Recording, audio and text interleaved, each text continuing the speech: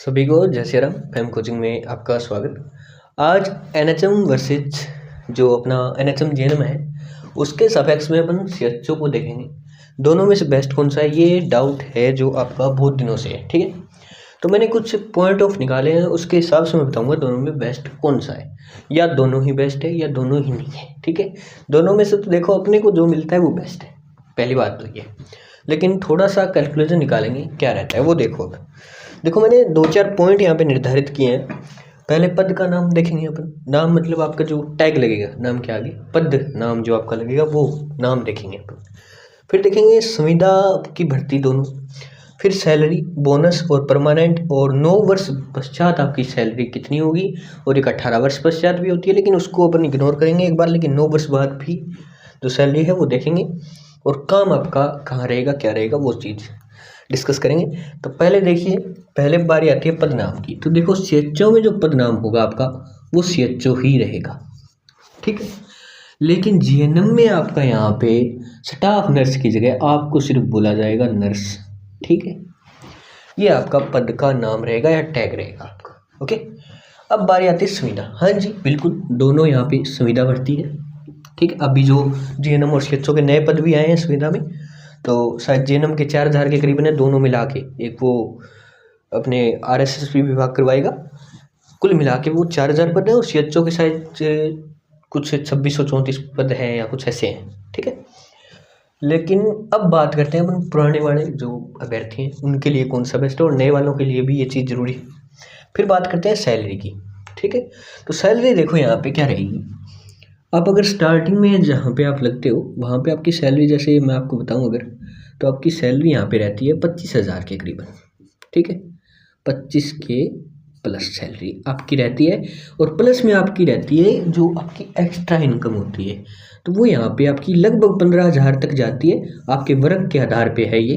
ठीक है, वर्ग यहाँ पे लिख देता हूँ बेस्ट अपॉन वर्ग, यानी वर्ग के आधार पे ये चीज़ है आपकी। ठीक है, यानी वर्ग के आधार पे आपको इसमें से 8 भी मिल सकता है, आप इसमें से 10 भी ले सकते हैं, और आप इसमें से 2000 भी ले सकते हैं। वो चीज़ है आप पर डिपेंड करता है, आपके कार्य जो आपकी कार्य करने की क्षमता है उस चीज़ पर निर्भर करता है। लेकिन आपके 25,000 के लगभग फिक्स सैलरी हो जाती है, 24,000 के 800 के करीबन कुछ ऐसे, या 25,800, वो आपको एक पे स्केल यहाँ पे दिया जाता है। अब बोनस अंक की बात करते हैं। पहले देखेंगे अपन जीएनएम की सैलरी, ये रहेगी ना। तो यहाँ पे आपकी शुरुआती सैलरी जो होती है वो 18,900 रुपये होती है। थोड़ा बहुत फ्लैक्चुएट आपको देखने को मिल सकता है, बाकी लगभग ये अमूमन आइडिया मैंने यहाँ पे बताया है। ठीक है, 18,900 रुपये ये आपकी लगभग सैलरी होती है। इसमें भी थोड़ा ऊपर होता है अगर आप अपने वर्क के हिसाब से, लेकिन आपकी एक फिक्स सैलरी वो मानो। इसकी सैलरी आपकी 40,000 तक जा रही है, लेकिन उसकी सैलरी कम है। वो आपकी अगर मतलब ऐसे वर्क के आधार पर लोगी तो वो भी मुश्किल से 25 तक जाएगी। ठीक, ये चीज़ है। बोनस अंक आपको सीएचओ में नहीं मिलता।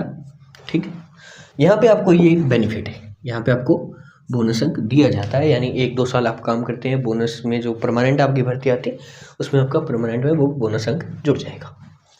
अब परमानेंट की बात करें तो ये परमानेंट हो सकती है 6 से 9 वर्ष इसका टाइम होता है, कहीं 6 वर्ष भी होता है, कहीं 9 वर्ष भी होता है, लेकिन लगभग प्रावधान 9 वर्ष का होता है। तो अपन एक दोनों क्राइटेरिया लेके चलता हूँ, 6 से 9 वर्ष के अंदर आपका जो है यहाँ पे आपको परमानेंट लगभग कर दिया जाता है। ठीक है, अब बारी आती है यहाँ पे जीएनएम। जीएनएम में परमानेंट के 2 तरीके हैं। ठीक है, एक तो यही हो गया 9 वर्ष वाला। ठीक है, 6 से 9 वर्ष, ओके, ये चीज़ ओके एकदम। लेकिन दूसरा यहाँ पे क्या है, दूसरा ये है आपकी परमानेंट भर्ती, और वो भर्ती में काम करेगा आपका बोनस अंक। ठीक है, जो आपको परमानेंट करवा देंगे, तो वो चीज़ है। तो अब अपन देखते हैं 9 वर्ष बाद आपकी सैलरी क्या रहेगी। ये जो पॉइंट है आगे वाला, 9 वर्ष पश्चात आपकी सैलरी, तो यहाँ पे जो ये आपकी 25K की सैलरी है ये आपकी बढ़कर लगभग हो जाती है 40,000। ठीक है, प्लस में आपकी जो अलग से सैलरी आप बनाते हो, ये चीज़ आपके वर्ग के आधार पर वो अलग रहेगी, लेकिन 40,000 के करीबन आपकी सैलरी हो जाएगी। 5% पर ईयर बढ़ता है। ठीक है, 5% पर ईयर आपकी सैलरी में इंक्रीमेंट होता है, और ये दोनों भर्तियों में लागू होता है। ठीक है। यहाँ पे भी 5% इंक्रीमेंट आपको देखने को मिलेगा, लेकिन यहाँ पे आपकी जो सैलरी होगी वो आपकी यहाँ तक जाएगी, लगभग आपकी 38,000 तक चली जाएगी, सॉरी 33,000 तक, ठीक है।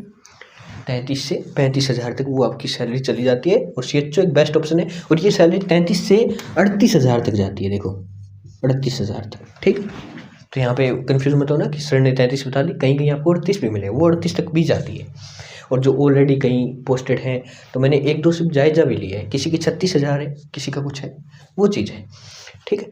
तो ये चीज़ ये यहाँ तक मैटर करता है कि ये 33 से 38 जो जा रही है वो CHO में आपकी डायरेक्ट हो जा रही है, ठीक है। कब? 9 वर्ष पहले, और पहले भी 9 वर्ष बाद, और 9 वर्ष पहले भी आप यही चीज़ ले रहे थे जो GNM में आप 9 वर्ष बाद लोगे। तो ये आप CHO में एक बेनिफिट मानो सैलरी का। दूसरा है आपका काम। अब यहाँ पे तो जो आयुष्मान जो होता है, आयुष्मान मंदिर जिसे बोलते हैं, आयुष्मान मंदिर, वहाँ पे इनका काम रहता है, क्योंकि CHO में पता होगा कि वर्कलोड थोड़ा ज़्यादा होता है, ये बताते हैं। लेकिन यहाँ पे आपका कागजी काम बिल्कुल कम होता है, ठीक है। कागजी काम जो है वो बिल्कुल कम होता है, ऐसे मतलब होता तो है, ये नहीं है कि होता नहीं है, होता है लेकिन कम होता है। और कागजी काम का यही सेम सिनेरियो इधर है, इधर भी कम होता है, लेकिन यहाँ पे जो काम है वो थोड़ा सा आपको यहाँ पे ज़्यादा देखने को मिलेगा कंपैरेटिबल टू इसके GNM के। तो यहाँ पे थोड़ा सा कम हो जाएगा आपका। और यहाँ पे जो पोस्टिंग वगैरह है वो जैसे ज़िला में मिल सकती है, या अपन जिसको तहसील बोलते हैं वहाँ पे भी मिल सकती है, यानी उप जिला, और कहीं पे भी मिल सकती है। जो भी आपका सरकारी यानी जी अस्पताल जो है वहाँ पे आपको ये पोस्टिंग दे दी जाती है, और ये आयुष्मान मंदिर के अंदर मिलती है। तो ये चीज़ है GNM और CHO में। अब आपको यहाँ पे कंपैरिजन सिर्फ एक ही दिखा होगा, वो है सैलरी का, ठीक है।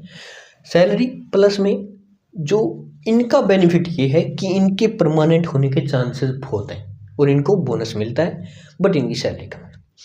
इधर ये है कि सैलरी ज़्यादा है, परमानेंट हो सकते हो, लेकिन क्या है कि परमानेंट होने का तरीका ये कि आपको वो खुद करेंगे, आपके पास कोई तरीका नहीं है कि आप बोनस लेकर परमानेंट हो जाओ, ठीक है। लेकिन वहाँ पर वो सुविधा अवेलेबल है।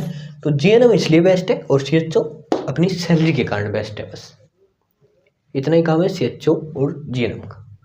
वर्कलोड दोनों का बराबर है, कोई टेंशन वाली बात नहीं है कि उसका ज़्यादा है कम है, नहीं, ऐसा कुछ नहीं है, दोनों का बराबर है वर्क सा। कोई हो सकता है किसी में यार, वो देखो अपने विभाग में जो सीनियर्स होते हैं उन पे भी डिपेंड करता है वो चीज़, कि आपसे वो कितना काम करवा रहे हैं। जैसे एक 3rd ग्रेड का शिक्षक होता है तो उससे बहुत ज़्यादा काम करवाया जाता है, जबकि 2nd ग्रेड वाला नहीं करता। क्यों? क्योंकि वो जानते हैं कि ये 3rd ग्रेड है तो इससे काम अपन करवा सकते हैं। लेकिन वो चीज़ ढील है, वो आपके जो ऊपर ऑफिसर हैं वो ये भी तो बोल सकते हैं कि 2nd ग्रेड वाला भी कर सकता है। अब मान लीजिए अपन एक ही डिपार्टमेंट में काम कर रहे हैं, वहाँ पे सब एक फैमिली की तरह होते हैं, तो वहाँ पे कितना काम आपसे करवाया जाता है वो मतलब मेंबर पे भी निर्भर करता है। तो ये चीज़ है। बाकी ये था, अगर इसमें से अब आपको बेस्ट चुनना हो तो आसानी हो जाएगी, चुन लेना, ठीक है। तो तब तक के लिए जय श्री राम, सबको धन्यवाद, ठीक है। और हाँ, चैनल सब्सक्राइब कर लेना, वो आपने किया नहीं।